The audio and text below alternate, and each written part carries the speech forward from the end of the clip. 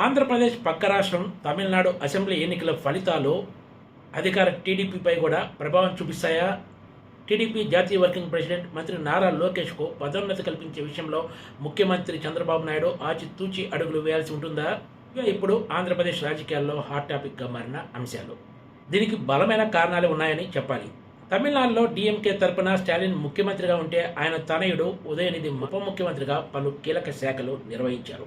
ఉదయనిధిపై పెద్ద ఎత్తున అవినీతి ఆరోపణలు రావడంతో పాటు ఆయన చేసిన పలు వివాదాస్పద ప్రకటనలు కూడా ఇప్పుడు ఎన్నికల్లో పార్టీ పుట్టిముంచాయనే విమర్శలు ఎదుర్కొంటున్నారు. ఇక్కడ మరో కీలక విషయం ఏమిటంటే, పార్టీ అంటే అదేదో తమ ఫ్యామిలీ వ్యవహారంలాగా డీఎంకే నేతలు వ్యవహరించడం కూడా ప్రజలకు ఏమాత్రం మింగుడు పడలేదనేది తాజా ఫలితాలు స్పష్టం చేస్తున్నాయి. ఆంధ్రప్రదేశ్లో కూడా ఇప్పుడు అధికార టీడీపీలో ఇంచుమించు అలాంటి వాతావరణమే ఉందని చెప్పాలి.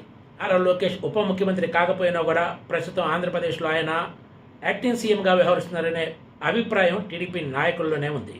ప్రభుత్వంలోని కీలక శాఖల్లో ఆయన లేక ఆయన టీం నుంచి గ్రీన్ సిగ్నల్ రాకపోతే ఒక్క ఫైల్ కూడా కదలదని రాజకీయ అధికార వర్గాల్లో ఎప్పటి నుంచో ప్రచారం జరుగుతోంది. అంతేకాదు, ప్రభుత్వంలో చాలామంది తెర వెనుక ఉంటూ కీలక శాఖల్లో వ్యవహారాలు చక్కబెడుతున్నారనే విమర్శలు కూడా ఎదుర్కొంటున్నారు.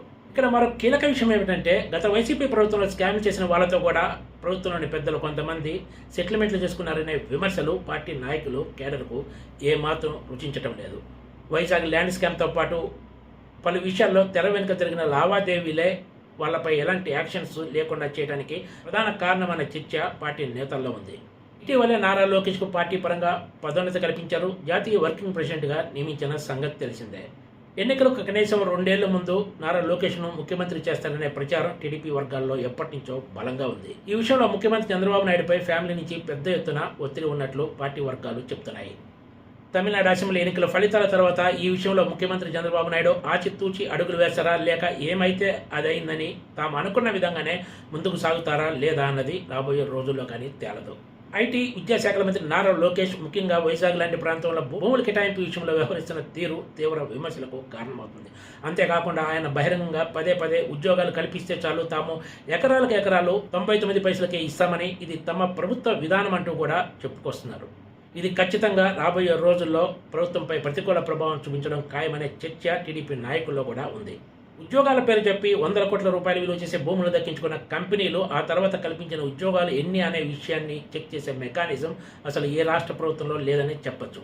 రాయితీలు, ప్రోత్సాహకాలు పొందడంతో పాటు విలువైన భూములు దక్కించుకునేందుకు తాము పెద్ద ఎత్తున ఉద్యోగ అవకాశాలు కల్పిస్తామంటూ కంపెనీలు ప్రభుత్వాలకు నివేదికలు ఇవ్వటం ఎప్పటి నుంచో కొనసాగుతుంది. కంపెనీలు చెప్పే లెక్కలను ప్రభుత్వాలు వెళ్ళవేయటమే తప్ప అసలు ప్రభుత్వం నుంచి భారీ ఎత్తున రాయితీలు, ప్రోత్సాహకాలు దక్కించుకున్న కంపెనీలు కల్పించిన ఉద్యోగాలు ఎన్ని అనే చూసేవాళ్ళు ఎవరు ఉండరని చెప్పచ్చు. భూములు దక్కించుకోవడానికి కార్పొరేట్ కంపెనీలు ఈ మోడల్ను ఎప్పటి నుంచో ఫాలో అవుతున్నాయి. ముఖ్యంగా తెలుగు రాష్ట్రాల్లో, ఉమ్మడి రాష్ట్రంలో కూడా ఇదే ట్రెండ్ కొనసాగింది.